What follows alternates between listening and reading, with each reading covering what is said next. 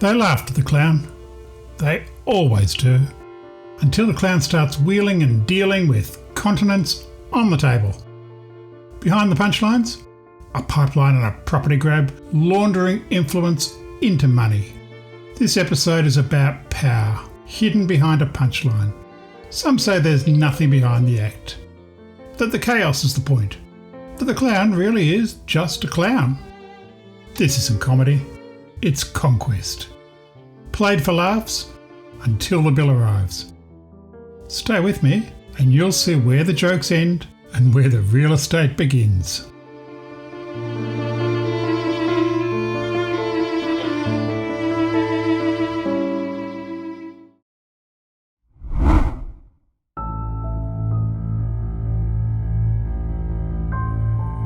Donald once said a lot of dumb things.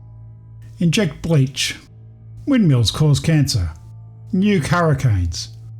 That wasn't strategy. It was boredom. Playing to the base. Mental wandering. But Donald too? He's different.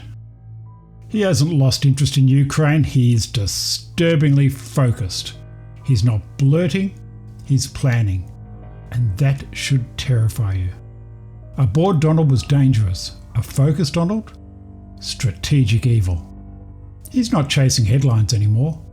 He's chasing power and property and money.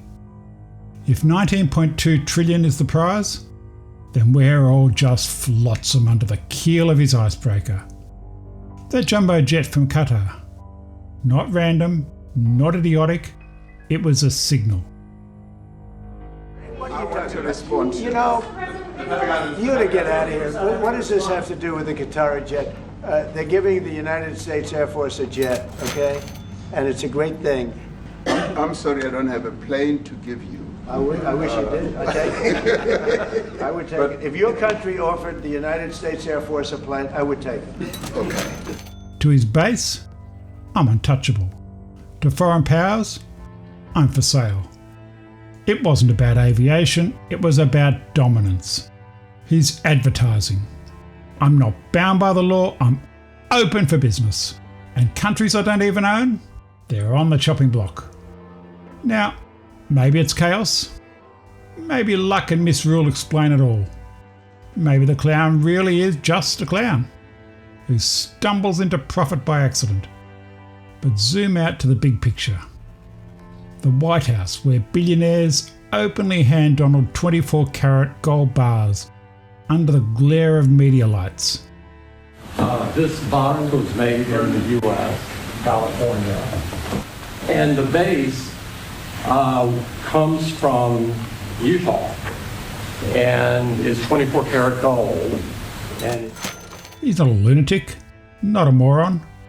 Or if he is, he's a very strategic one.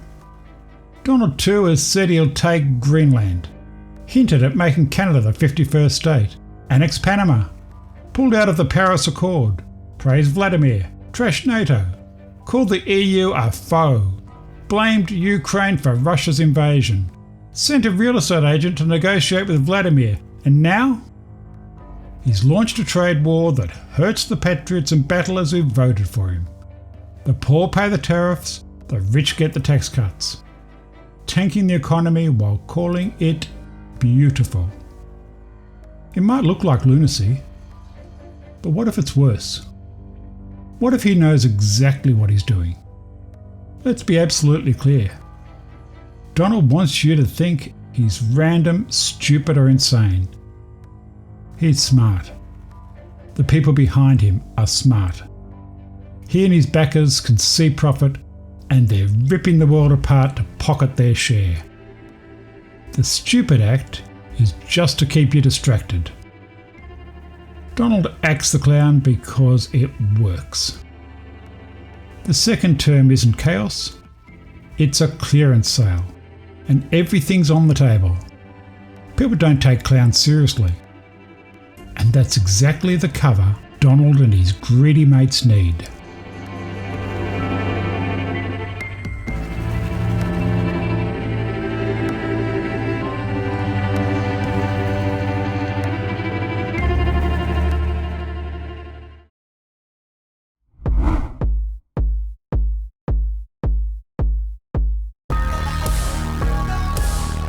In the 19th century, geopolitics had another name. The Great Game of Empire. Big guys, smoke-filled rooms, land grabs, gold, glory. It wasn't diplomacy, it was real estate. Buy assets, buy gatekeepers, buy time. Land and the people who lived on it were empire's quiet prize. And Donald? He knows real estate. He knows how to find the linchpin deal, the one that unlocks everything else. And he's found it in Ukraine, Crimea, the Sea of Azov. Ever feel like global politics is a game of chess and no one gave you the rule book? Grab a seat. Here's the board. On one side, Russia, the heavyweight, the Arctic kingpin, military bases, gas hubs, flag planted on the seabed, shipping lanes thawing under their watch. On the other, the USA. Just a sliver of Alaska. A few ports. Not enough. Enter Donald.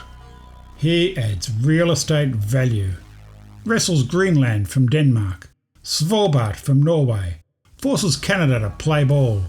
Suddenly, Donald has Arctic leverage. Control over choke points. Shared jurisdiction.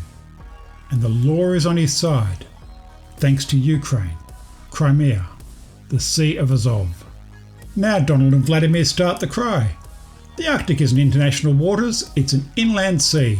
They point to Crimea and the Azov Sea as a precedent.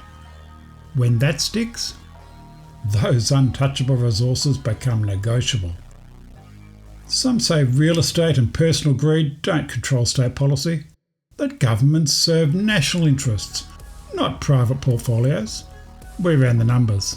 A Vladimir Donald Arctic unlocks trillions in fossil fuels, rare earths to dominate tech, shipping lanes bypassing Suez and Panama. And the first big payoff? The $19.2 trillion in minerals locked behind red tape.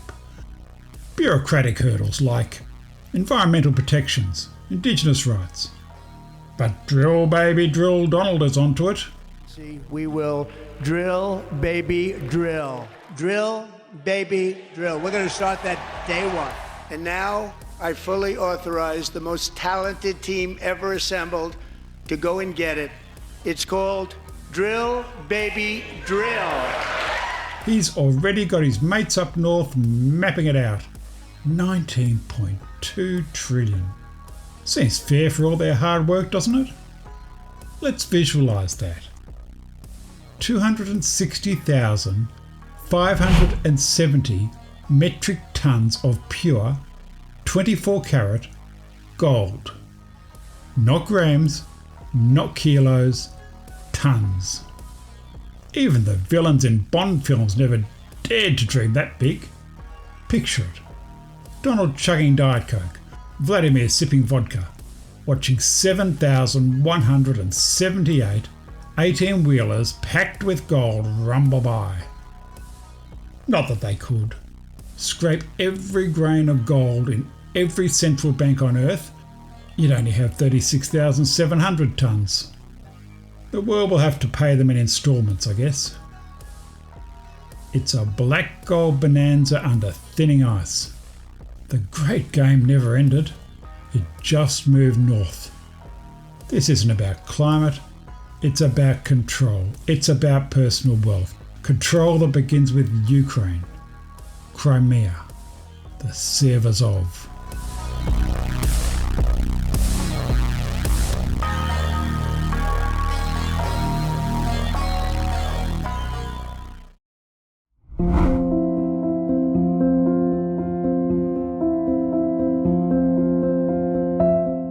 Russia has a woeful Arctic record for both the environment and indigenous communities. And the world's silence? That's a green light. While politics looks elsewhere, bases expand, charts are redrawn, claims advance, and most governments don't care anyway. In 2020, melting permafrost and corporate neglect caused the Norilsk diesel spill. Footage released by the Russian Investigative Committee suggests the sheer volume of the spillage overwhelmed the concrete levees intended to contain minor leaks. Tens of thousands of tons of diesel escaped into the surrounding area. Norilsk is home to the world's largest producer of nickel and is already one of the most notoriously polluted places on Earth. The nickel factory emitted nearly 2 million tons of sulfur dioxide into the atmosphere in 2018, 3 times more than the second worst emitter. Now, the land and water are also environmentally impacted.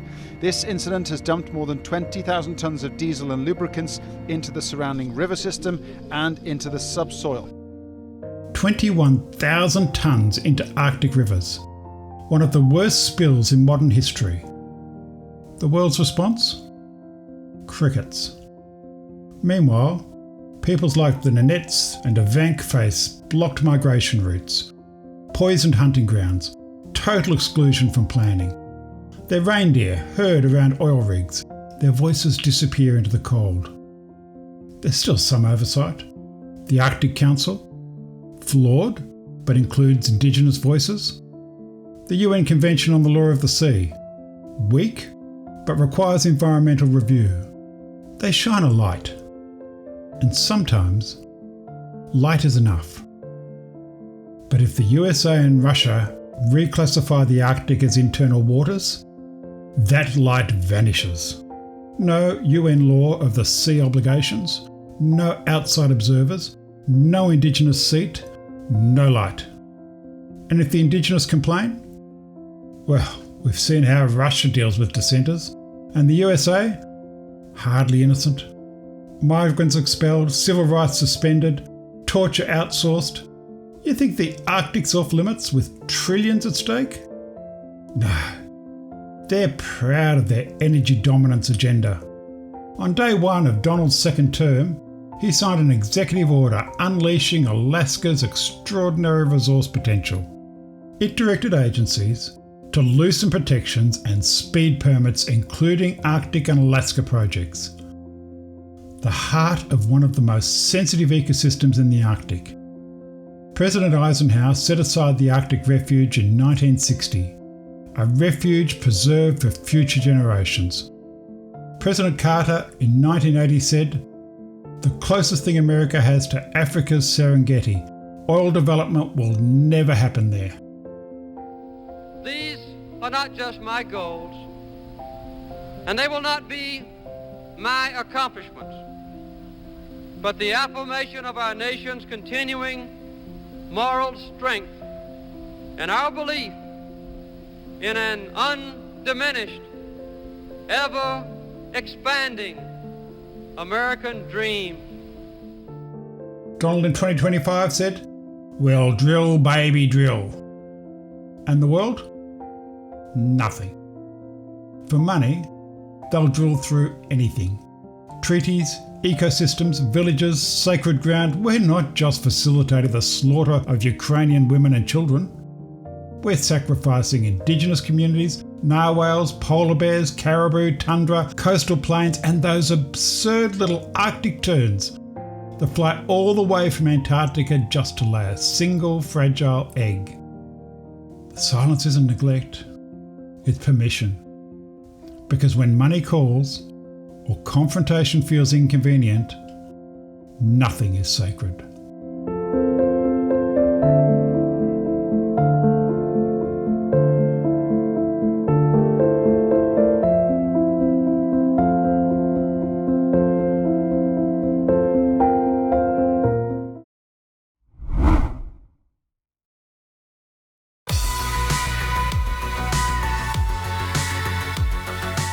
The laugh track hides the ledger.